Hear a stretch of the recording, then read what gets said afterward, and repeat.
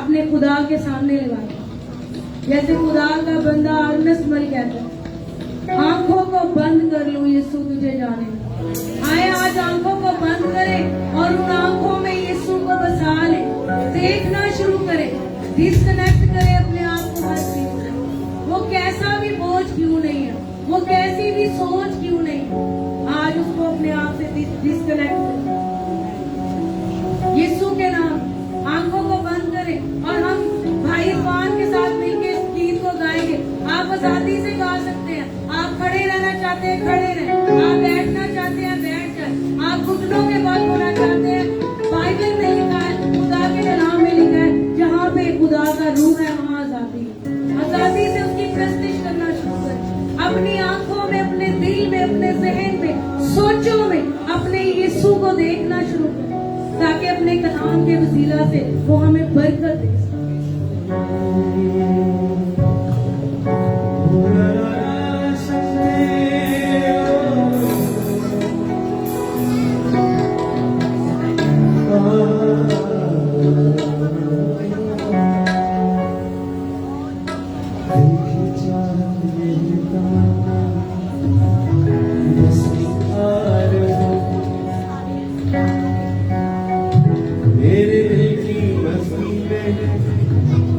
अब दिखे तुम्हीं मेरे दिल की बस्ती में, अब दिखे तुम्हीं देखूं अब मैं जिधर आऊं तुझे उधर, देखूं अब मैं जिधर आऊं तुझे उधर, बस और यीशु तुझे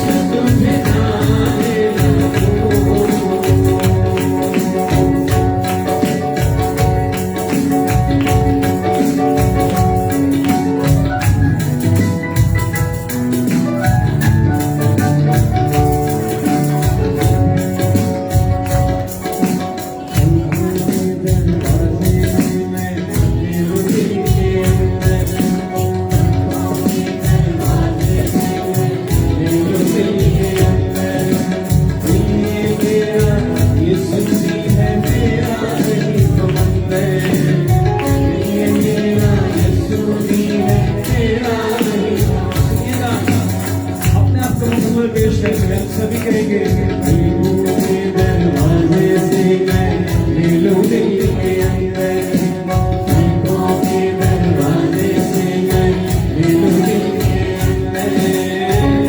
ये मेरा यीशु भी है, तेरा ही समंदर। ये मेरा यीशु भी है, तेरा ही समंदर। अपने हर धड़कन में, उसकी हर धड़कन में, अपनी हर धड़कन में, उसकी हर धड़कन में, मेरी धड़कन में रख लो। यीशु तुझे जानेगा, मौला जाने दो। यीशु तुझे जानेगा, आँखों को बंद कर लो, यीशु तुझे जानेगा। आँखों को बंद कर लो, यीशु तुझे जानेगा। आँखों को बंद कर लो, आँखों को बंद कर लो, आँखों को बंद कर लो, आँखों को बंद कर लो, आँखों को बंद कर लो। यीशु तुझे जानेगा, मौला जाने दो। यीशु तुझे जानेगा, मौला जाने दो। यीशु तुझे जानेगा। सुन मेरी सांसें हैं तेरी, तू ही बसा है आँखों में मेरी, सांसों में मेरी, तू ही बसा है आँखों में मेरी। आँखों को बंद कर लो, यीशु तुझे जानेगा, मौला जाने दो। यीशु तुझे जानेगा, मौला जाने दो। यीशु तुझे जानेगा। तेरी चाहत यही तमन्ना बस आरज़ू, तेरी चाहत यही तमन्ना बस आरज़ू। मेरे दिल की बस्ती में अब दिखे तुझी हंसू, मेरे दिल की बस्ती में अब दिखे तुझी हंसू। देखना मैंने है, आओ तुझे है, देखना मैंने है, आओ तुझे है। बस एक मैं और एक तू। यीशु तुझे जानेगा, मौला जाने दो। यीशु तुझे जानेगा, मौला जाने दो। यीशु तुझे जानेगा, मौला जाने दो। यीशु तुझे जानेगा। आँखों को बंद कर लो, तुझे जानेगा। अरे कहेगा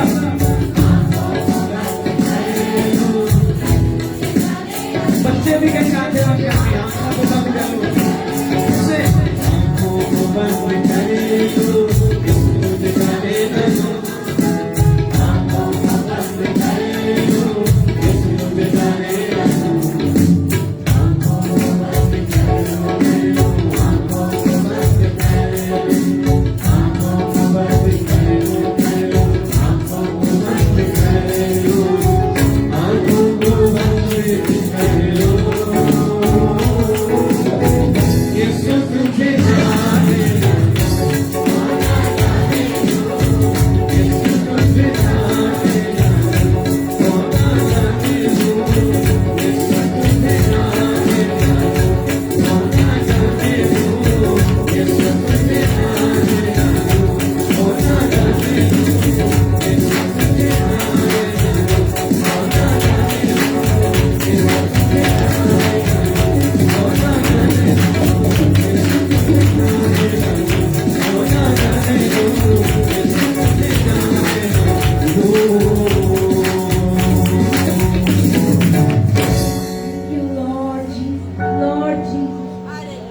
बहनों, मेरे भाइयों, ये सारी महफिल हमने यीशु के लिए सजाई। आए आंखों को बंद करें और बैठ कानों में दुआ सुने। इससे पहले कि हम कलाम सुने, खुदा का कलाम इसलिए आता है कि अंदर से हमें तब्दील करे। आज कलाम हमें तब्दील करे, इससे पहले हम अपने दिलों को तैयार करें। आए जितने भाई, जितनी बहनें बैठ कानों में दुआ कर सकते हैं, बुलंद आवाज से अपनी आंखों को बंद करें और बैठ कानों में दुआ सुने।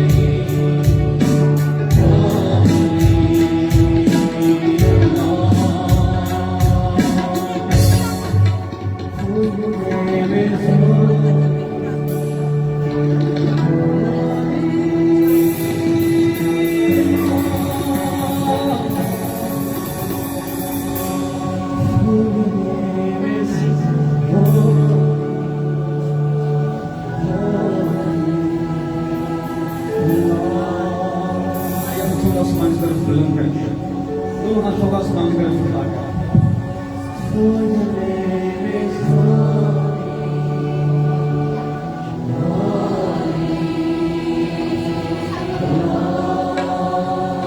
everyone can sing.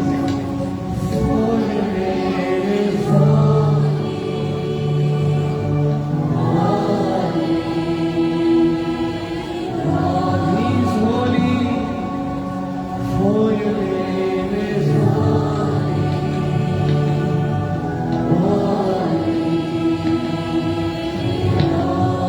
वो पाक है, for your name is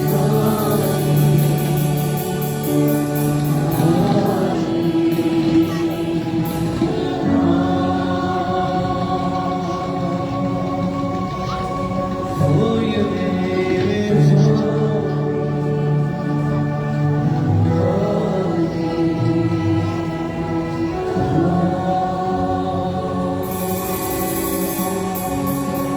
for your name is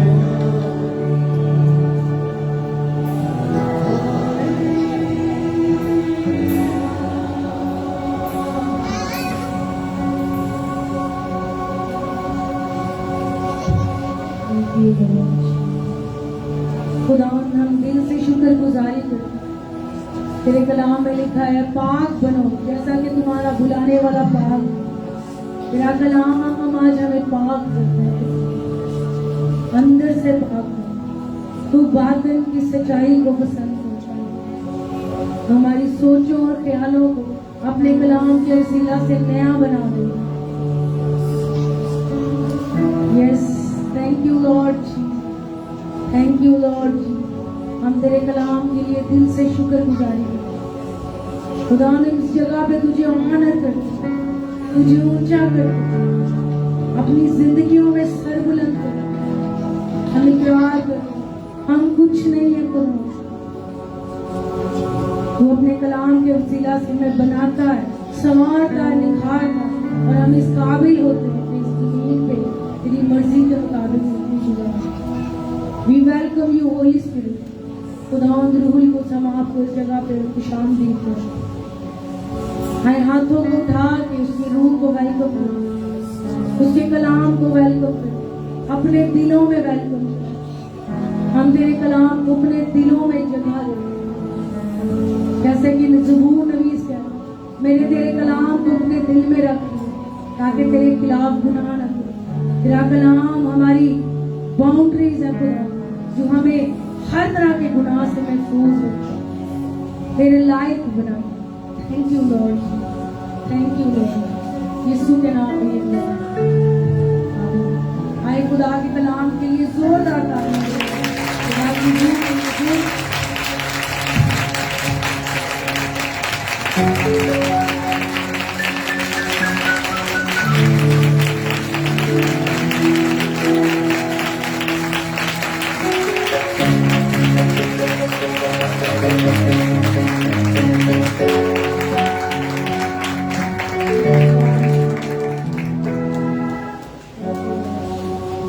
यीशु के नाम में आप सबको सलाम।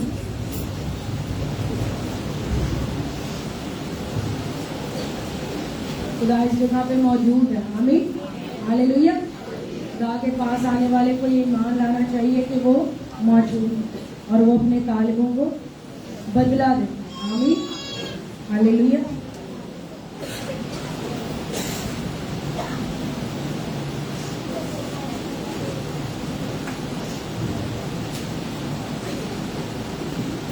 तो मेरे प्यारे भाइयों और बहनों, खुदा का कलाम इसलिए हमें बख्शा गया ताकि हम इस जमीन पे खुदा की मर्जी के मुताबिक जिंदगी गुजारें। आमीन, खुदा की मर्जी के मुताबिक जिंदगी गुजारें। बहुत से हवाले हैं, बहुत सी चीजें हैं जो हम अरसा दराज से सीख रहे हैं, और सीखते सीखते सीखते सीखते वो हमारे लिए आम हो गई है। आमीन। कुछ चीजें ऐसी हैं जिनको हमने बार बार सीखा है, जैसे शिफा के ताल्लुक से हमने बार बार सीखा। बहुत सी आयतें हमें शिफा के ताल्लुक से याद है। किस किस को याद है? जरा हाथ खड़ा करो। कौन सी आयतें बोलते हैं हम ज्यादा? यीशु के मार खाने से हमें शिफा पाई है, यीशु ने हमारी कमजोरियां ले ली हैं, बीमारियां उठा ली हैं, उसने हमें गुनाहों से, हमारे गुनाहों को बख्शा है, हमारी बीमारियों से हमें निजात दी है। आमीन। ये हमें बहुत याद है और बहुत से हवाले हमें याद है, बहुत सा कलाम हम सुन चुके हैं। लेकिन बहुत दफा ऐसे होता है फिर भी ईमानदार होते हुए, मसीही होते हुए, यीशु में आने के बावजूद भी हम उन चीजों का सामना करते हैं जो चीजें कलाम में हमारे लिए नहीं है। होता है ना ऐसे? किस किस के साथ जरा हाथ खड़ा करें, ये भी नहीं कर देना जो समझ आती है कर। कुछ चीजें हम बाइबल में, जैसे हम कहते हैं कमी खुदा की मर्जी में है ना, ऐसे कमी खुदा की मर्जी नहीं है, बीमारी खुदा की मर्जी नहीं है, लानत खुदा की मर्जी से नहीं आती। लेकिन फिर भी हम अपनी जिंदगी में इन चीजों को देखते हैं, फिर भी हम अपनी जिंदगी में बहुत सी ऐसी चीजों को देखते हैं जो खुदा के कलाम के मुताबिक हमने सीखा हुआ है कि ये खुदा की मर्जी नहीं है। अगर खुदा की मर्जी नहीं है तो फिर एक मसीही की जिंदगी में क्यों है ना ये सवाल। एक मसीही की जिंदगी में क्यों है, क्या रीजन हो? डेफिनेटली बाइबल मुकद्दस में लिखा है, जब हमने यीशु मसीह को जिंदगी दी, यीशु के खून के वसीला से अब हम पाक हैं, यीशु के वसीला से अब हम पाक हैं, यीशु के वसीला से अब हम मुक्त रास्तबाज हैं, यीशु के वसीला से अब हम छुड़ाए गए हैं, हम आजाद किए। आमीन। इससे पहले कि हम कलाम सुने, मैं एक बात आपको बताना चाहती हूँ।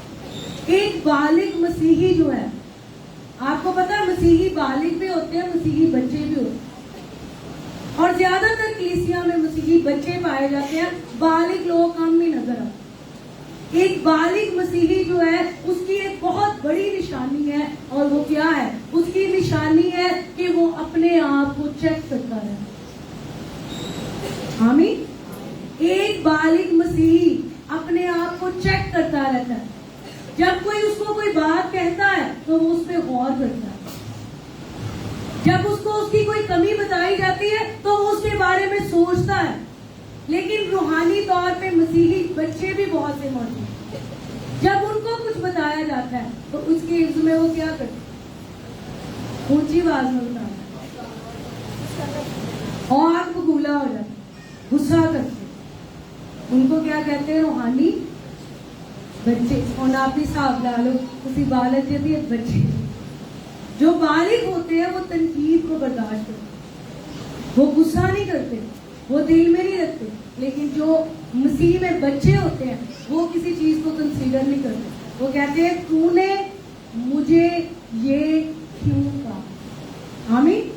तो आज का जो मैसेज है वो उसी तरह का है, हमने अपने आप को चेक करना। इससे पहले कि हम आगे बढ़े, कोई महीना डेढ़ हो गया, मैं मेरे ये वाला जो लेफ्ट वाला घुटना है ये, इसमें शदीद दर्द शुरू हो गई थी और काफी ज्यादा दर्द थी। इतनी ज्यादा थी क्योंकि घर में जो है वो मेरी आदत है, मैं बैठती कम हूँ, ज्यादातर काम करती रहती। जब मैं बैठ गई और मैंने अपने हस्बैंड को कहा कि मेरे घुटने में दर्द हो रही है, तो उनको यकीन ही नहीं आ रहा। उन्होंने कहा क्या वाकई दर्द? असल में ये काफी देर, तकरीबन 2 हफ्ते हो गए थे मुझे वो दर्द बर्दाश्त करते रहा। लेकिन मैं जो है ना वो उसको बोल नहीं रही थी, पर दिल में मेरे जो था कि तुझे दर्द हो रही है, ये हो रहा है, वो हो रहा है।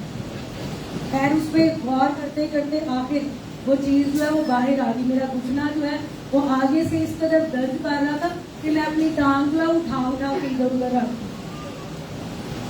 फिर मेरे दिल में आया कि मैं कौन हूँ? मैं तो एक मसीही हूँ, मैं तो छुड़ाई गई, मैं तो आजाद की गई। आगे बढ़ने से पहले जरा अपनी तरफ हाथ करें, आंखें बंद करके दिल से कहना मैं मसीही हूँ, मैं यीशु के वसीला से छुड़ाया गया हूँ, छुड़ाई गई। आमीन। तो जब मैंने अपने आप से ये सवाल किया तो फिर मैंने अपने आप को चेक करना शुरू किया। मैंने सारा कुछ छोड़ दिया और मैं खुदा के ढूंढना शुरू किया। और खुदा ने कुछ चीजें हैं जो मुझ पर जाहिर की। ईमानदार की जिंदगी तक अबलीस की कोई रसाई नहीं। एक ईमानदार की जिंदगी तक अबलीस की रसाई नहीं है। अबलीस उसको रीच नहीं कर सकता, उसकी जिंदगी में काम नहीं कर सकता। बीमारी उसके लिए नहीं है, कमजोरी उसके लिए नहीं है, लानत उसके लिए नहीं है, कमियां उसके लिए नहीं। लेकिन क्यों होता है? जब दरवाजा खुला होता है तो अबलीस एंटर होता है। क्या होता है? इस हॉल के कितने डोर हैं? 2 हम बंद कर कर देते हैं, एक खुला छोड़ देते हैं। क्या कोई आ सकेगा? नहीं नहीं नहीं जी, कोई नहीं आ सकेगा। एक दरवाजा खुला है, कोई आ सकेगा कि नहीं? बाकी तो बंद है ना, लेकिन एक दरवाजा खुला है। इसी तरह ईमानदारों की जिंदगी में, मसीहियों की जिंदगी में, खादमों की जिंदगी में कुछ ना कुछ डोर खुले रह जाते हैं, जहाँ से इब्लीस उनको रीच करता रहता है। कमियां उनकी जिंदगी में आती हैं, बीमारियां आती हैं, कमजोरियां आती हैं, और जब वो इन चीजों का सामना करता है तो बजाय इसके कि वो अपने आप को चेक करे, उसकी तवज्जो, उसका ध्यान, उसका फोकस जो है वो दूसरों पे चला जाता है। कल मेरी एक बहन से बात हो रही थी, मैंने उसको कहा मेरी बहन अपने आप को चेक करो। कहती है मैं ही रह गई अपने आप को चेक करने, सारे खानदान से एक मैं ही रह गई, और कोई बंदा नहीं। हर वक्त यही अपने आप को चेक करो, चेक करो, इतना को चेक करो। आपको पता है कहाँ तक हमने अपने आप को चेक करा? जब तक हम इस जमीन पे हैं तब तक हमने परफेक्शन की तरफ बढ़ते रहे। जब तक हम इस जमीन पे हैं तब तक हमने अपने आप को चेक करते रहे। कौन कौन मसीह यीशु में पाक बनना चाहता है, कामिल होना चाहता है? जरा हाथ बुलंद। फिर हर वो ईमानदार जो कामिल बनना चाहता है, पाक होना चाहता है, उसने क्या करना है? किसको चेक करना है? अपने आप। दूसरा बात, हम क्या करते हैं? पहले किसको चेक करते हैं और फिर एंड पे कहीं आगे, हाँ कितने मैं भी गलत हो सकती हूँ, कितने हो सकता है मैं भी कुछ गलत कर दिता होवे, कितने तुसी गलत नहीं कर दिता होवे, कितने तुसी सारे ही गलत हो सकते। आमीन, हालेलुया। तो हम खुदा के कलाम में आगे बढ़ेंगे। कुछ पॉइंट्स है जो मैं आज आपके साथ शेयर करना चाहती हूँ, जो खुदा ने मुझ पे जाहिर किए। पहला पॉइंट, एक ईमानदार जब अपनी मर्जी से गुनाह करता है। आपको पता है गुनाह अब हमारे पानी जब ਅਸੀਂ बार-बार हाथ चुकने ना, फिर सानू नींद नहीं आती। कितने ईमानदार है, जरा हाथ ऊपर करें। इसका मतलब जिन्होंने यीशु को जिंदगी दे दी वो यीशु के वसीला से आजाद हो गए। हम रूहानी तौर पे भी आजाद हैं, हम जिस्मानी तौर पे भी आजाद हैं, हम खानदानी तौर पे भी आजाद हैं। आमीन, हालेलुया। ठीक है, उसने फिदिया दे के हमें छुड़ाया है। मेरे साथ आए देखिए, रोमियो के नाम लिखा गया पौलुस रसूल का खत, उसका 6वां बाब, 12वीं आयत, सफा नंबर 144 पे आपको मिलेगा। 12वीं आयत लिखा हुआ है, बस गुनाह तुम्हारे फानी बदन में बादशाही ना करे कि तुम उसकी ख्वाहिशों के ताबिया हो, और अपने अज़ार नाराजगी के हथियार होने के लिए गुनाह के हवाला ना किया करो, बल्कि अपने आप को मुर्दों में से जिंदा जानकर खुदा के हवाला करो, और अपने अज़ार रास्तबाजी के हथियार होने के लिए खुदा के हवाला करो। आमीन। जब हमने यीशु को जिंदगी दी तो अब हम गुनाह से आजाद हैं, लेकिन गुनाह से आजाद होने के बावजूद भी ईमानदार जानबूझ के गुनाह करते, अपनी मर्जी से गुनाह करते। जैसे हमें पता है ना यीशु के मार खाने से हमने शिफा पाई, वैसे हमें ये भी पता है ना माफी गुनाह है। किस किस को पता है? हमें ये भी पता है गाली देना गुनाह है, हमें ये भी पता है नशा करना गुनाह है, हमें ये भी पता है नाच रंग गुनाह है। हाँ, मसीह यीशु में हम प्रस्तिश करते हुए नाच सकते हैं। कुछ लोग उसको भी गलत कहते हैं, वो गलत नहीं है। दाऊद भी नाच के प्रस्तिश करता है, खुदावन के लिए हम कर सकते हैं, लेकिन दुनियादार लोगों की तरह नहीं। बहुत से गुनाहों का हमें पता है, लेकिन फिर भी हम अपने आप को उसके अंदर अंगेज कर देते हैं, हम अपने आप को पेश कर देते हैं। अब गुनाह खुद से हमसे गुनाह नहीं करवाते। अगर रोमियो का 5वां बाब स्टडी करें, बल्कि 6वां बाब, अगले ये यहाँ पे इतना टाइम नहीं होता मैं डिटेल से स्टडी करवाऊँ आपको, लेकिन मैं आपको कुछ याद बता रही हूँ। उसमें लिखा हुआ है गुनाह जो है वो खुद से हमें गुनाह करवाता है, जब गुनाह हमें बसा होता है। लेकिन एक ईमानदार जब यीशु को जिंदगी देता है तो फिर गुनाह उसमें बसा हुआ नहीं रहता, फिर क्या उसमें बस जाता है? खुदा का रूह उसमें बस जाता है। खुदा का रूह उसको कुव्वत देता है। किस लिए कुव्वत देता है? कि अब हम खुद से अपनी मर्जी से अपने अज़ा को गुनाह के लिए देते हैं। हम सबको पता है ऐबजोई करना गुनाह है, झूठ बोलना बार ये करते हैं। मैं ये दुआ करती हूँ खुदा हमारे जहन को और ज्यादा खोले, हमारे दिल को और ज्यादा खोले और हमारी जिंदगियां कलाम के वसीला से तब्दील हों। हम क्यों इतवार को चर्च आते हैं? हम क्यों हर वक्त कलाम सुनते हैं? इसलिए उसकी रीजन क्या है कि हमारा अंदर तब्दील हो, हमारा जहन चेंज हो, हमारी सोचें तब्दील हो, हमारा बातन तब्दील हो कलाम के। अगर हमने यहाँ पे कलाम सुन के बाहर जाके सेम वैसी जिंदगी गुजारनी है तो फिर हमारा कलाम सुनने का कोई फायदा नहीं। गुनाह के साथ कंप्रोमाइज ना करें। गुनाह के साथ कंप्रोमाइज करना हमें खतरनाक रास्ते पे ले जाता है। बाइबल में हमें उसकी एक मिसाल नजर आती है, बड़ी आम मिसाल है। इसकी मिसाल वाली सैमसन ने क्या किया? गुनाह के साथ कंप्रोमाइज किया, गुनाह के साथ समझौता कर लिया। क्या उसको पता था दलाइला गलत है? समझते हैं आप? उसके पास खुदा का रूह, खुदा की समझ थी, खुदा का ममसूद था, उसको पता था दलाइला गलत है।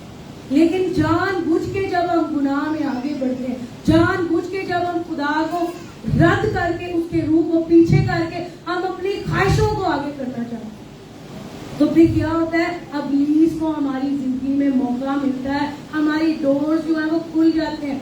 जब जब एक ईमानदार गुनाह करता है तब तब वो इब्लीस के लिए दरवाजे खोलता है कि वो उसकी जिंदगी में भी एंटर हो, वो उसके खानदान में भी एंटर हो, वो बीमारी को भी लेके आए, वो कमजोरी को भी लेके आए, वो कमियों को भी लेके आए। ये हमारी ख्वाहिश होती है ऐसी कभी बीमार ना हुई, लेकिन इसके लिए हमें एक रूहानी तौर पर कुछ करें।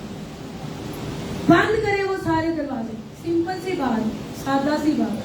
आप चाहते हैं शैतान आपकी जिंदगी में ना काम करे? कौन कौन चाहता है? दरवाजे बंद कर। ये वाले दरवाजे नहीं बंद करने। कौन से दरवाजे बंद? अपने दिल के दरवाजे।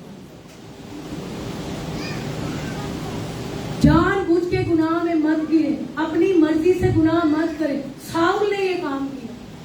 एक दफा खुदा का रूह उस पे नाजिल हुआ और उसकी जिंदगी यकसर बदल गई। और बहुत से ईमानदार ऐसे होते, खुदा का रूह उनकी जिंदगी में आता है, यीशु को हकीकी तौर पे जिंदगी देते हैं, उनकी जिंदगी यकसर बदल जाती है। लेकिन आगे चलते चलते चलते चलते बहुत सी चीजें खुदा के कलाम में वक्त गुजारने की बजाय वो दुनियादारी में वक्त गुजारना शुरू कर देते हैं, और खुदा का रूह तब्दील करने की बजाय शैतान उनकी जिंदगी में काम करना शुरू कर देते हैं। आमीन। खुदा का जलाल जाहिर होने की बजाय कुछ और ही जाहिर होना शुरू हो जाता है। अगर एक ईमानदार बहन है या एक ईमानदार भाई है तो उसकी जिंदगी में से किसको नजर आना चाहिए? यीशु। किसको नजर आना चाहिए? यीशु को नजर आना चाहिए। लेकिन यीशु कब नजर आएगा? जब हम अपने गुनाह को तर्क करेंगे, जब हम अपनी ख्वाहिशों को सीध पे चढ़ाएंगे। आमीन, हालेलुया। जिस्म की ख्वाहिशों के ताबिया होंगे तो हलाक होंगे। याद रखें मेरे भाई और बहनों, सिर्फ यीशु को जिंदगी देना हमें निजात नहीं देता। ये हम अब्दियत की बात कर रहे हैं, इटर्निटी की बात कर रहे हैं। कुछ लोग इस जमीन पे रहते हुए, इस जमीन पे रहने वाली जो इंजॉयमेंट की चीजें, जो रंगीनियां हैं, जो दिलकश चीजें, उनकी तरफ अट्रैक्ट रहते हैं। सानू है मिल जे, है मिल जे, है मिल जे, है मिल जे। इस जमीन पे अगर मिल भी जाएगा तो क्या फायदा? अगर आगे की जिंदगी आपकी खराब हो गई, जहां भी आपने इटर्निटी गुजारनी, अब्दियत गुजारनी, अगर वही जिंदगी आपकी जाती रही तो क्या फायदा है? कोई फायदा? मेरे भाइयों, मेरी बहनों, खुदा ये हमसे रिक्वेस्ट, क्या मैं खुदा की रहमतें याद दिलाकर तुमसे दरखास्त करता हूं कि अपने बदन ऐसी कुर्बानी होने के लिए नजर करो जो जिंदा आग और खुदा को। ये हमारी माकूमी है। मुझे बड़ा दुख होता है जब मैं चर्च में लोगों को देखती हूँ, जब प्रस्तिश होती है तो वो प्रस्तिश नहीं करते। बहुत से भाई बहन दिल के साथ वर्शिप कर रहे हैं और बहुत से लोग जो है वो ऐसे खड़े हैं, कभी उसके साथ बातें, कभी उसके साथ, कभी इधर देख रहे हैं, कभी उधर देख रहे हैं। उसकी वजह पता है क्या है? उनके दिल में अभी यीशु नहीं आया, अभी मुलाकात नहीं हुई यीशु से। मैं जब कह रही थी आंखों को बंद करके यीशु को देखना शुरू करें, तो जिनके इधर यीशु है ना, वो देख रहे जिनके यीशु नहीं अखा खोल के खड़ोते हुए। अगर आपके दिल में यीशु आया ही नहीं है तो कौन सी जिंदगी आपने खुदा की? और अगर आपकी जिंदगी में तब्दीली नहीं आई तो कौन सी जिंदगी आपने खुदा की? एक सवाल है जो हम अपने आप से खुद कर सकते हैं। बहुत जबरदस्त सवाल है। क्या मैं मसीही होते हुए, जब मैं मसीही नहीं था, उस वक्त की जिंदगी और इस वक्त की जिंदगी जब अब मैं मसीही हूं, उसमें क्या फर्क है? क्या मैं तब्दील हो रहा हूं, तब्दील हो रही हूं, या मैं उसी जगह पे खड़ा हूं, उसी जगह पे? ये तब्दीली आपकी लोगों को नजर नहीं आनी चाहिए, दिखावे वाली नहीं। देखिए, अपने राजबाजी के काम लोगों को दिखाने के लिए नहीं, तो खुदा के पास तुम्हारे लिए कुछ अजर नहीं। तब्दीली कहाँ पे आती है? सब कहीं दिल में आती है। आमीन। आपके रवैये तब्दील हो जाते हैं जब आपका दिल खुदा यीशु के साथ लगता है। खुदा चाहता है हमारे दिल लग जाए उसके साथ। खुदा चाहता है हमारे एटीट्यूड चेंज हो जाए। खुदा चाहता है हम ये बोझ खुदा को दे दे। आप भी करना छाड़ दो, सिर्फ एक काम करें, अपने अजाब और राजबाजी के हथियार होने के लिए किसके हवाला करें? खुदा के हवाला करें। और वो अब कहाँ पे रहता है? वो ऊपर आसमानों में नहीं है, उसने अपना रूह अब हमें दिया, हमारे अंदर उड़ेगा। आमीन, हालेलुया। ईमानदार जो है वो कई दफा बड़े बड़े गुनाह नहीं करते। हम छोटी छोटी चीजों पे गौर करें, बड़े बड़े गुनाह नहीं करते, लेकिन छोटी छोटी चीजें जो है वो उनकी जिंदगी को नापाक करती रहती। छोटे छोटे सुराख जो है उनके जरिए इब्लीस एंटर होता है, जिसमें से अब आज हम जो है वो चंद एक के ऊपर बात करेंगे। पहली बात, सबका रियाकारी। रियाकारी जो है वो ईमानदारों में आम पाई जाती है। रियाकारी का मतलब होता है दिखावा। वो आप दिखाने की कोशिश करें जो आप अंदर से नहीं। एक हवाला देखें मेरे साथ, नए ऐदनामा में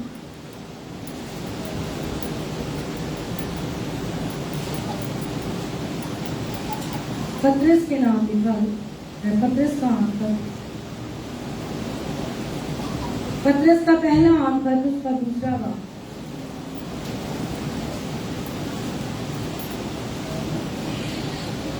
और उसकी पहली आयत लिखा हुआ है, बस हर तरह की बदखाही और सारे फरेब और रियाकारी और हसद और हर तरह की बदगोई को दूर करके नौजायद बच्चों की मानिंद खालिस रूहानी दूध के मुश्ताक रहो, ताकि उसके जरिया से नजात हासिल करने के लिए बढ़ते रहो। आमीन। रियाकारी का गुनाह जो है ईमानदार की जिंदगी में बहुत आम है। और रियाकारी का ताल्लुक दिल से नहीं है, रियाकारी का ताल्लुक आपके मांस के साथ, जोहरी जिंदगी।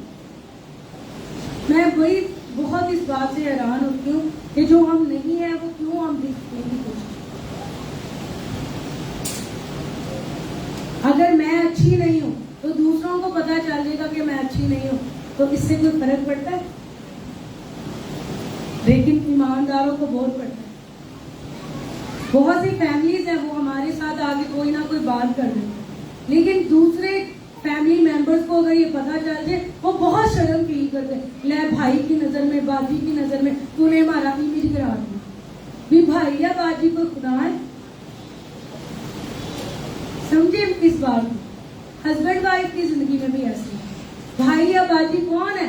खुदा के खादम है। बस खुदा ने जो रिस्पेक्ट दी है बस वही है उनके पास। लेकिन उनकी नजर में अगर आप अच्छे बन भी जाते, खुदा की नजर में रिजेक्ट है, तो क्या फायदा जी? तू तुसी उन्होंने क्यों दसिया मैं इंज करना, मैं इंज करना? अगर आप करते हैं और आप छुपाते हैं तो बाइबल के मुताबिक आप खुदा की रहमत से खा सकते। इंसान की किताब में लिखा है, जो अपने गुनाहों को छुपाता है कामयाब ना होगा, बल्कि जो उसका इकरार करके उसको तर्क करे उस पर खुदा की रहमत है। कन्फेशन में, इकरार में बरकत है, लेकिन इसके लिए आपको रूहानी दिलेरी की जरूरत है। दिलेरी आपकी आएगी खुदा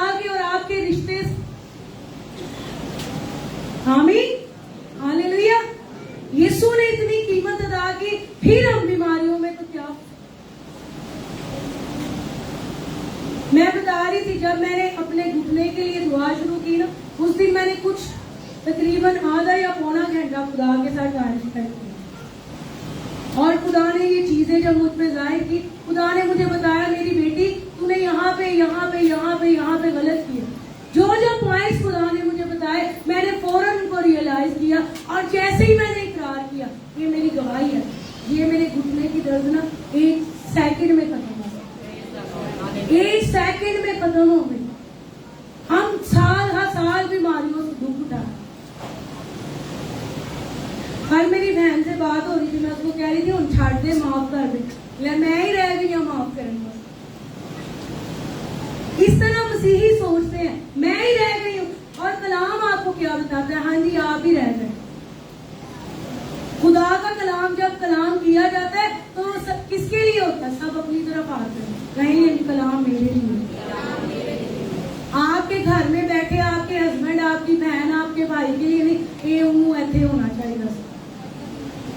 आप यहाँ पे मौजूद है तो ये आपके लिए कलाम। आप सबसे पहले किसको चेक करें? पौलुस क्या कहता है? अगर मैं अपने आप को जांचता तो सजा, अगर मैं अपने आप को जांचता तो सजा क्यों दी जाती है?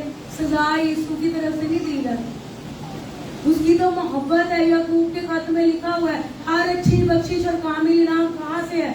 ऊपर से, नूरों के बाप की तरफ से मिलता है। और बुरी चीजें खुदा की तरफ से नहीं है। लेकिन फिर भी मैंने ईमानदारों को, इवन अपनी कलीसिया में लोगों को ये कहते हुए सुना, कदों खुदा करेगा, मैं ही लगी हूँ खुदा, मैं ही लगी हूँ, मैं ही लगे हूँ। हम नहीं, खुदा हम पे नहीं जुल्म करना चाहता, खुदा नहीं चाहता हम बीमार है, खुदा नहीं चाहता। लेकिन एक दफा अपने आप को चेक तो करके देखें, अपने दिल को जांच के तो देखें। जब आपके अंदर से इम्प्योरिटी नापाकी साफ हो जाएगी तो खुदा के लिए दरवाजे की जाएंगे। हम खुदा के लिए दरवाजे खोलने की बजाय अबलीस के लिए दरवाजे खोलेंगे। और ये कैसे होता है? छोटी छोटी चीजों से। दूसरा पॉइंट, मेन पॉइंट जो मसीहियों की जिंदगी में होता है, वो है नामाफी। सब कहे नामाफी। आपको पता है बड़ी आसानी से नामाफी का बीज अबलीस आपके अंदर बो के चला जाता, आपको पता भी नहीं चलता। और अगर नामाफी आपके अंदर है, आपकी खुशी जाती रहेगी। बाइबल में लिखा हुआ है, खुदावन की हजूरी में कामिल, खुदावन की हजूरी आपको महसूस नहीं होगी। वो कड़वे दाने, कड़वे बीज आपके अंदर पड़े हुए, जब तक आप उनको उखाड़ेंगे नहीं, आप उनको निकालेंगे नहीं, आप उनको फेंकेंगे नहीं, तब तक आपकी जिंदगी पाकीज़ा नहीं होगी। आमीन। नामाफी इस कदर खतरनाक है कि बाइबल इसके बारे में क्या कहती है। देखिए मैं यूहन्ना का पहला अंतर,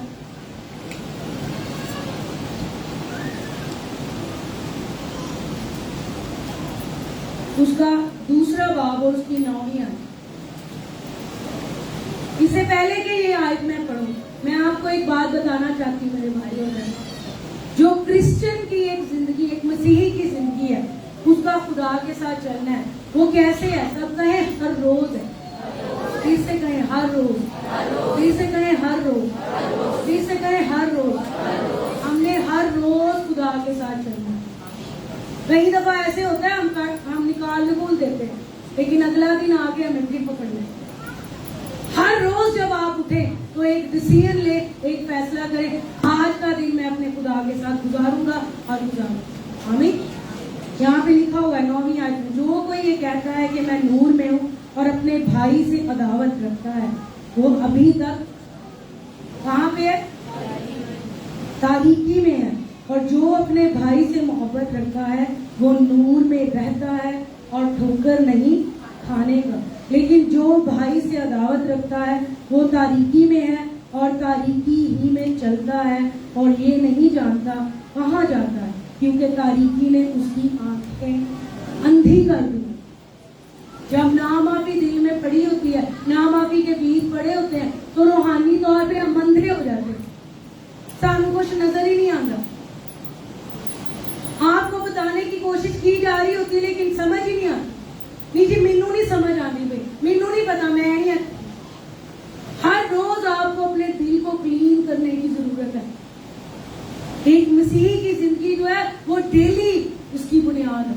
बाइबल में लिखा हुआ पुराने एहकाम, अगर एक गुनाहगार अपने गुनाह को तर्क करेगा और खुदा की तरफ आएगा तो खुदा उसको बचा लेगा। लेकिन उसके साथ लिखा हुआ है, अगर एक रास्तबाज अपनी रातबाजी को तर्क करेगा और गुनाह की तरफ फिर जाएगा तो फिर क्या होगा? वो हलाक किया जाएगा। आपने 10 साल भी वफादारी के साथ खुदा के साथ गुजारे और आज आपके दिल में नामाफियां आ गई, आपका दिल नापाक हो गया, आपको दोबारा पाक होने की जरूरत है। आपको दोबारा जो है वो खुदा के कलाम से अपने आप को गुस्ल देने की जरूरत है। आमीन। देखिए एक और आए, यूहन्ना का खत पहला अंक उसका 30वां बाब,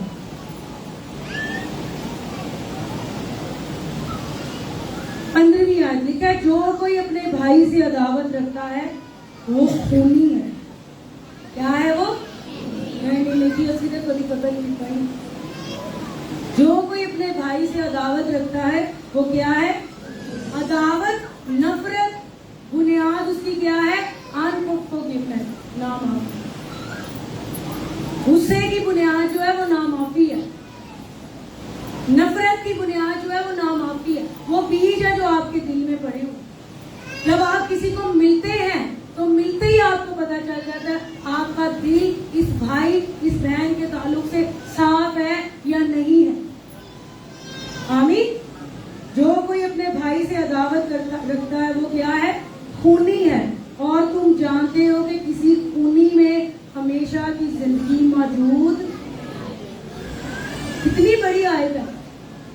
कई दफा लोग यहाँ से वहां से ले जाके, कलाम खुदा का बड़ा सादा है, हम सादगी से उसको समझ सकते हैं, लेकिन उसको तो रोड़ मरोड़ के नहीं लिखी है कि जो हो सकता है जी एक ईमानदार जो है नीचे चला रहा है।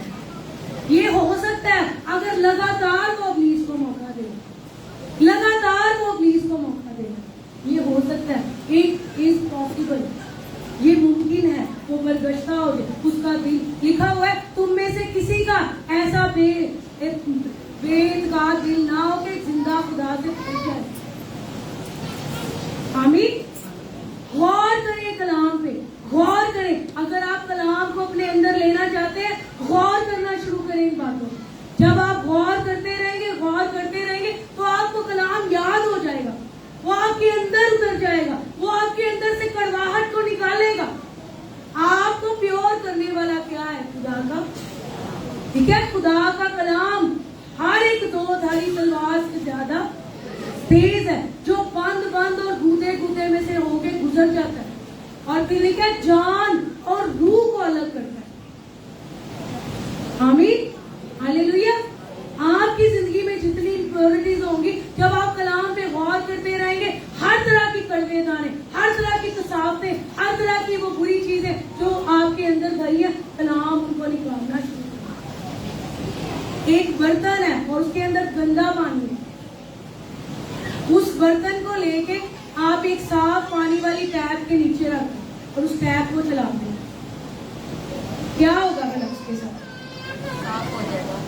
तेज पानी ऊपर से आ रहा है, अंदर बर्तन के गंदा पानी, लेकिन पानी फ्लो कर रहा है, आहिस्ता आहिस्ता क्या होगा? वो साफ हो जाए। मेरे भाई और बहनों, कुछ लोग कहते सानू कलाम याद नहीं रहता, साढ़े वास्ते दुआ करो। हम जितनी मर्जी दुआएं करते रहे, जब तक आप गौर नहीं करेंगे आपको नहीं याद रहेगा।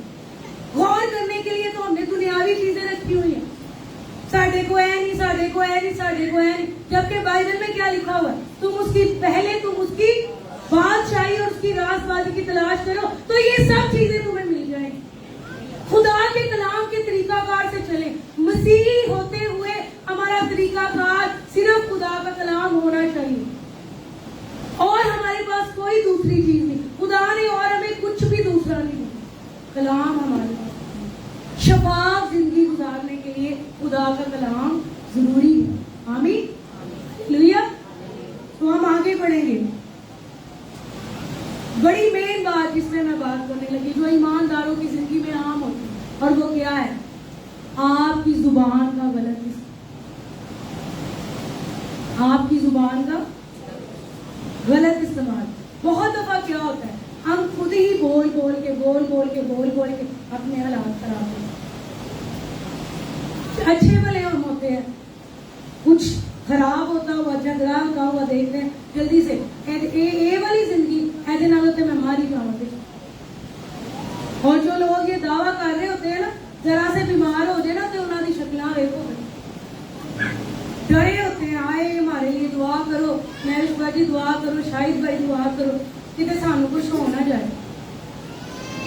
फिर उस वक्त क्यों कह रहे थे कि हम मारी जाए और मरो? सिंपल सी बात है ना, कहने की क्या जरूरत है? बाइबल क्या बताती है? उस हाल की किताब में बड़ी अहम आयत, सब कहे मेरे पीछे, मौत और जिंदगी जुबान के काबू में। फिर से बोले, मौत और जिंदगी जुबान के काबू में। जो इसको दोस्त रखते हैं इसका फल खाते हैं। मेरे भाई और बहनों, जो आप बोलेंगे वो आपके साथ होगा, बाइबल ये कहती है। और इंसान की किताब में लिखा है, सादिक का मुंह हयात का चश्मा है। यहाँ पे कितने सादिक मौजूद है? जरा फिर हयात दे चश्मे तो मौत का चश्मा कितों निकला है? याकूब के खत में लिखा है, ये कैसे पॉसिबल है? एक ही चश्मे से दो तरह के पानी निकले, मीठा भी और खारी भी। कितने असी मीठे हो जाने, कितने असी कोड़े हो जाने, है ना? ऐसे हमारी जुबान जो है, लिखा है ये छोटा सा उसमें याकूब का आम खत, आप तीसरा बाब घर जाके पूरा पढ़ सकते। छोटा सा उज्व लेकिन बड़ी शक्तिमान है। जुबान एक आग है, दायरा दुनिया को आग लगाती है, जहन्नुम की आग से जलती है। और इस जुबान को किस चीज की जरूरत है? इसको हम खुदा के हाथों में दें। खुदा, मेरा मुंह बंद रहेगा, जो तू मुझे कहेगा मैं वही बोलूंगा, मैं वही बोलूंगा। खुदा ने मुझे जो बात बताई ना मेरे घुटने के बारे में, जब मेरी हल्की सी दर्द थी ना, तो मैंने बताना शुरू कर दिया, हाय मेरे गोले। मेरे साथ तो बड़ी दफा ऐसी हुई, मुझे नहीं पता आपके साथ होता है कि जो तो दर्द में बोलना शुरू की थी तो बढ़ना शुरू हो गया। हम चीजों को कल्टीवेट करते हैं, बढ़ाते हैं, बोल बोल के बढ़ना शुरू हो गई। जब मैंने जैसे ही कन्फेशन किया, दर्द गायब। लेकिन कुछ दिनों के बाद फिर आजमाने वाला, फिर मुझे दर्द शुरू हो गई। फिर शैतान ने मुझे आगे कहा, तू तो बड़ी कहती भी मैं ठीक हो गई, जाओ नो ट्यूब काटते ला के पट्टियां बांध। लेकिन एक मुझे आवाज आई, खुदा ने मुझे कहा, मैं रिश्ते छुपा नहीं गई, तू आजाद कर दी, अब दोबारा नहीं तूने इसको अपने मुंह से बोला। और मैंने उन ख्यालों को जो खुदा के कलाम के खिलाफ थे कैद किया, मसीह का फरमंबरदार बनाया। और मैंने कहा, खुदा यीशु, तेरे मार खाने से मैंने शिफा पाई है, तूने मेरी दर्दें ली हैं, तूने मेरी बीमारियां उठाई हैं। क्या हुआ? फिर दर्द खत्म, आज तक नहीं हुई। मौत और जिंदगी जुबान के पास। मेरे भाई और मेरे बहनों, अगर आपको नहीं भी नजर आता तो जो कलाम में लिखा है, क्या हम उसको ईमान से बोल नहीं सकते? किस किस को यकीन है कि वाकई यीशु ने उसके लिए जान दी? तो जब हालात आते हैं उस वक्त वो यकीन जाहिर भी होना चाहिए। जब कमी आती है, जब लानत नजर आती है, जब लड़ाई झगड़ा होता है, खुदा की हिकमत से अपनी फैमिली को डील करना इंपॉर्टेंट है। कुछ बहनों से मैंने सुना है, वो कहती है जब झगड़ा होता है, मैं इस बात की सीधे कुछ भी नहीं किया, सिर्फ एक ही गल, वो एक बात करने से छोटा सा उज्व है और बड़ी शेखी है। हम अपनी सारी फ्रस्ट्रेशन, हम अपना सारा जो दिल में भरा हुआ गुबार है, वो जुबान के जरिए निकालते हैं। और जब हम गंदगी को दुनिया से लेके अपने अंदर भरते रहेंगे, मत्ती की मार्फत इंजील उसके बाद में बाप में लिखा है, जो दिल में भरा है वो कहाँ पे आता है? तो जुबान को रोकने के लिए किस चीज की जरूरत है? दिल में क्या भरे? ऊंची आवाज में मैंने तेरे कलाम को अपने कहाँ पे रख लिया? कबड़ में रख लिया। मैंने तेरे कलाम को कहाँ रखा है? अपने दिल में रख लिया, ताकि तेरे खिलाफ गुनाह। चेक करें अपने आप को, कहाँ आपकी जिंदगी में शैतान को मौका मिला। मैं तो सारा कुछ करके वेख लिया, होते छाट ही दिता, भी सारा कुछ करके देख लिया तो ऐसा मतलब खुदा काम नहीं करेगा। मैं आपको अपनी गवाही देती हूँ, मैंने अपनी जिंदगी में खुदा को तब से काम करते हुए देखा जब से मैंने यीशु को जिंदगी दी। खुदा हमेशा काम करता हुआ नजर आता, लेकिन अगर हमारी जिंदगी में वो फ्लो रुक गया है, हाँ मुझे भी लगा कई दफा मेरी जिंदगी में खुदा का हाथ रुक गया, खुदा काम नहीं कर रहा। जब भी मैं खुदा के हुजूर में गई हूँ, खुदा ने मुझे क्लियर किया, मुझे बताया है। कई दफा हम कहते क्यों ये नहीं हो रहा, खुदा से शिकायतें करने की बजाय उसके हुजूर जाके उससे पूछे क्यों मेरी जिंदगी में ये नहीं है, क्यों मेरी जिंदगी में भरपूरी नहीं है, क्यों मेरी जिंदगी में तेरी बरकत नहीं है, क्यों मैं कर्ज के नीचे दबी हुई हूँ, दबा हूँ। तेरे कलाम में तो लिखा है मैं देने वाला हूँ, देने वाली हूँ, मैं लेने वाला नहीं हूँ। खुदावन तू मेरे लिए लोगों को खुदावन मैं तेरे हुजूर। और मैं आपको एक बड़ी अहम बात बताना चाहती हूँ, इसके बाद बहुत से ईमानदार हैं, उनकी जिंदगी में ये अहम पॉइंट भी नहीं होता, वो दुआ नहीं करते। बहुत से ईमानदार अपने रेगुलर काम में बिजी रहते हैं और दुआ नहीं। अगर आप रोज दुआ करने वाले नहीं हैं तो भी आपने अभी इसके लिए दरवाजे को खोला हो। जो मर्जी आएगा ਤੁਹਾਡੀ जिंदगी चो चीजा चुरा के, चोर नहीं आता मगर चुराने हलाक करने हो। एक टाइम आपकी जिंदगी में ऐसा होना चाहिए जिसमें सिर्फ आप हो और आपका खुदा। जब तू दुआ करे कोठरी में जा, दरवाजा बंद कर और अपने खुदा से जो पोशीदगी में तुझे देखता है बात कर, दुआ कर। मेरे भाइयों मेरी बहनों, रेगुलर दुआ शुरू करें। दुआ के लिए जो मैं एक बड़ा सादा लफ्ज आपको बताऊंगी वो क्या है, सब कहें वफादारी। मेरे भाइयों और बहनों, वफादारी से दुआएं करना चाहिए। कभी कभी आप दुआ करते हैं तो आपको लगता है कुछ भी नहीं हो रहा, आप दीवारों में सर मार रहे हैं, सारा कुछ सेम है, कुछ भी तब्दील नहीं हो रहा। लेकिन मैं आपको बताना चाहती हूँ, जब भी आप दुआ करते हैं रूहानी आलम में चीजें आमीन, हालेलुया। जब भी आप दुआ करते हैं, लेकिन आपको कंसिस्टेंट प्रेयर की जरूरत है, हमें लगातार दुआ की जरूरत है। ये नहीं कि एक दिन किया 4 दिन फिर वैसे, फिर 4 दिन किया 8 दिन फिर वैसे। अगर आप हकीकी मसीही जिंदगी गुजारना चाहते हैं तो उसकी बुनियादी बात क्या है, सब अपनी दुआया जिंदगी को बहाल। दुआ के लिए जो 3 मेन पॉइंट्स है ना, वो मैं आज जल्दी से आपको बता दूं। जब आपने दुआ करने जाना है तो सबसे पहले क्या करना है, सबसे पहले आपका फोकस जो है वो खुदा पे होना। यहाँ पे मैं क्लियर करती जाऊँ, कुछ लोग दुआएं करते हैं लेकिन दुआएं करते हुए ऐ जानते ने कमरे के दुआवा कर के आ जाना, और उनका ये जो जहन है ये इधर उधर आवारागर्दी करता हो। कभी कहीं पहुंचा है, कभी कहीं पहुंचा है, कभी कोई। हाँ, हमने 4 बजे का टाइम रखा है, सुबह सुबह उठे हैं, वही दुआ की है और दुआ करके चले गए। ऐसी दुआओं के रिजल्ट नहीं आते। दुआ में सबसे पहले आपने क्या करना है, फोकस करना है। किस पे करना है, ऊंची आवाज में बताएं, फिर से बोले, फिर से बोले। हमारा फोकस खुदा की जात पे होना चाहिए। और अगर आपका जहन खुदा की जात पे टिक नहीं रहा तो उसका सबसे बेस्ट क्या तरीका है, वर्शिप करें।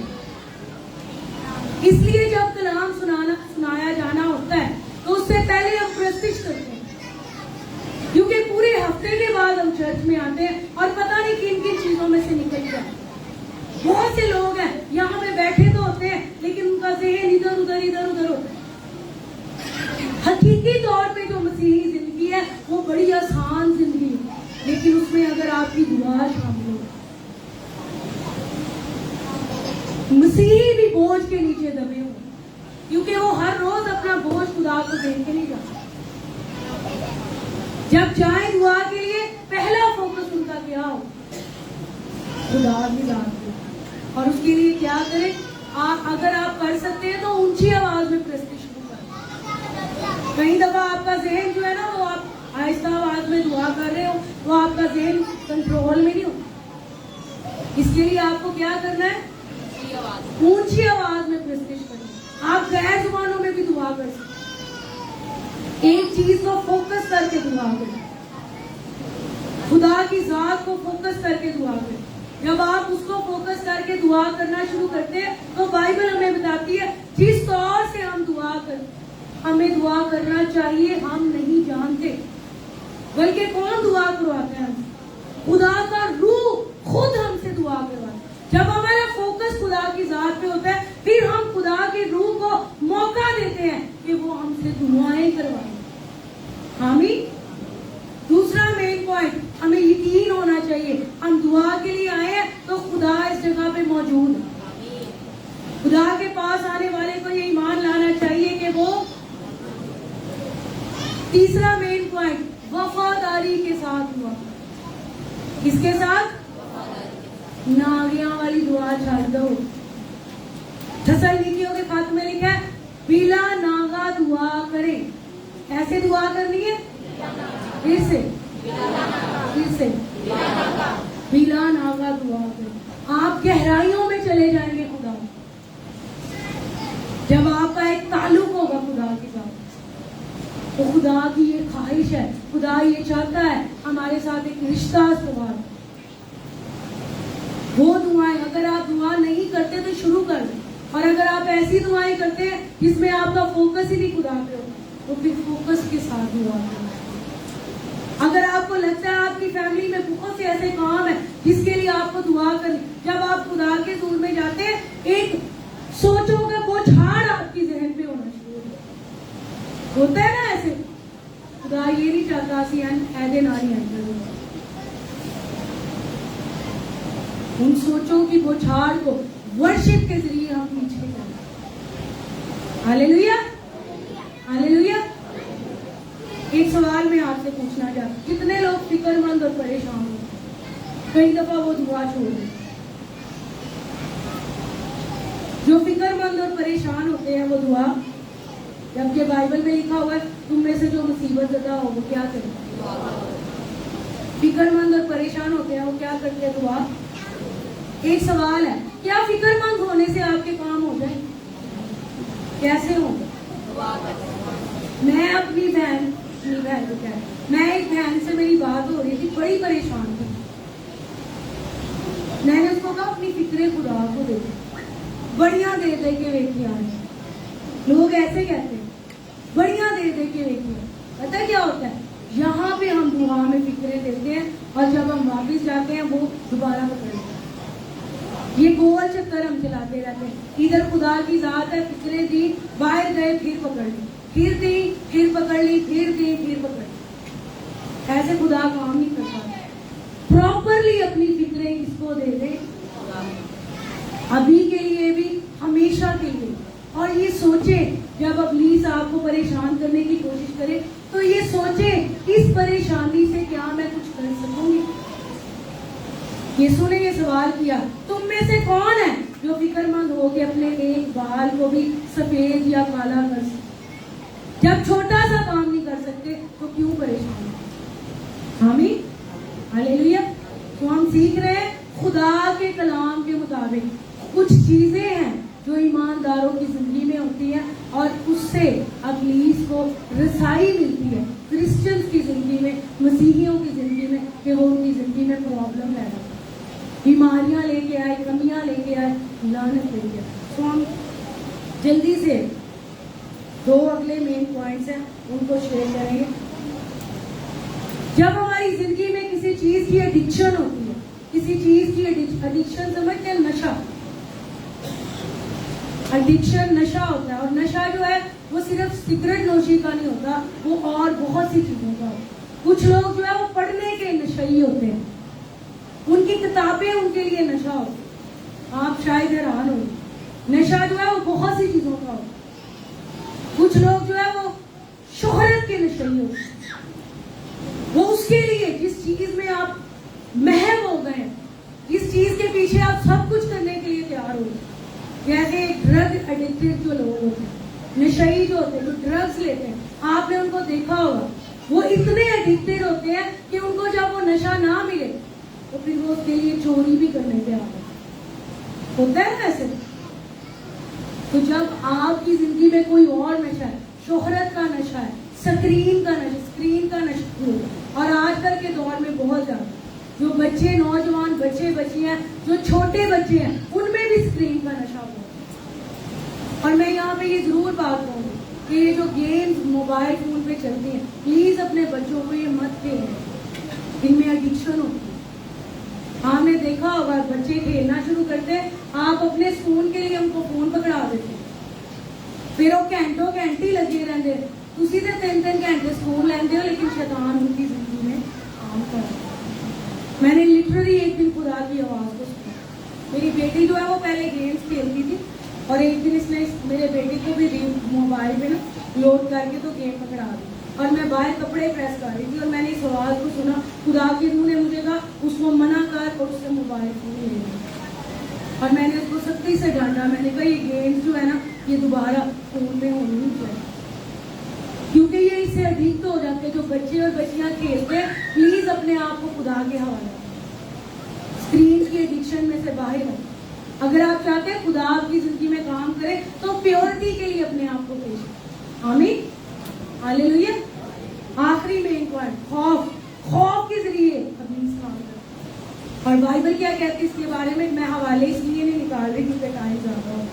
लिखा हुआ है खौफ से अजाब पैदा होता है, और कोई खौफ करने वाला खुदावन में कामिल। जब आपकी जिंदगी में खौफ है, खौफ की बहुत सी कहानी होती है। मौत का खौफ होता है, बदरूहों का खौफ होता है, बीमारी का खौफ होता है, मरने का खौफ होता है, और किस चीज का, रिजेक्शन का खौफ होता है। बहुत से लोग हैं शर्मीले होते हैं। आपने देखा है कभी शर्मीले लोगों को? उनमें पता क्या खौफ होता है? बेसिकली वो शर्मीले तो होते हैं, लेकिन उनके अंदर इंटरनल खौफ की जड़ें होती है। वो इसलिए शर्माते हैं कि साडे को कुछ गलत ना हो। यहाँ पे लोगों को बुलाया जाता है, प्रिजाइडिंग के लिए लोग नहीं आते। किसकी वजह से? खौफ की वजह से। अंदर जो लोग जी साडे को गलत की हो गया गलत, कोई बात नहीं, गलत हो जाएगा तो फिर ही सही करेंगे ना, लेकिन खौफ को तो निकलने दें। जब तक खौफ की जड़ें आपके अंदर, और मैं आपको बताऊं इंसानों का खौफ, जो बहुत से लोग हैं उनके अंदर इंसानों का खौफ होता है, वो खादमों का खौफ होता है। कई खादम आके बैठ जाते हैं, उन्होंने कलाम नहीं सुनाया जाता जी, वो बैठे हुए जी, वो खुदा खादम दो जल्द इज्जत के लायक नहीं है वो, मैं ये नहीं कह रही, लेकिन वो खुदा नहीं है। सिर्फ खुदा का खौफ हमारे अंदर होना चाहिए, ठीक है? खुदा का खौफ हमें बदी से छुटकारा दे, खुदा का खौफ हमें प्रोटेक्ट करता है, खुदा का खौफ हमें हिकमत में लेके जाता है। लेकिन ये जो दूसरे तीसरे खौफ है, ये हमें डुबा देता है। पतरस ने देखा यीशु को पानी में चलते हुए, बड़ा खुश हुआ, और उसने यीशु को कहा अगर तू है तो मुझे भी हुक्म दे कि मैं पानी पे चल के तेरे। तो यीशु ने क्या कहा? हाँ। तो जब वो पानी पे चले, जब तक उसका फोकस कलाम पे रहा, यीशु के लफ्जों पे रहा, तब तक वो पानी पे चलता है। लेकिन जैसे ही उसने हवा देखी, बाइबल कहती है वो डर गया, और जब वो डरा तो वो डूबना शुरू हो। कई हम स्टेप्स जो है वो खुदा के कलाम के मुताबिक उठा लेते हैं, लेकिन उसके बाद जब हम हालात देखते हैं तो खौफ हमें घेर लेता है। खौफ के जरिए इब्लीस काम करता है। तो मेरे भाई और बहनों, जगह जगह बाइबल में लिखा है खौफ ना कर बल्कि एतबार कर। आमीन, हालेलुया। तो मेरे भाई और बहनों, खुदा की ये ख्वाहिश है हम अपनी जिंदगी के वो सारे दरवाजे बंद करें जहां से इब्लीस हमें रीच करे। इसका मतलब ये नहीं कि आपसे कोई गलती नहीं हो सकती। यहाँ पे मैं ये क्लियर करती जाऊँ, लिखा हुआ है, हम ये हवाला पढ़ते जाएंगे, फिर हम दुआ करेंगे। आखिरी हवाला ये मैं निकाल के जरूर करूँगी, यूहन्ना का पहला अंक, उसका पहला बाब।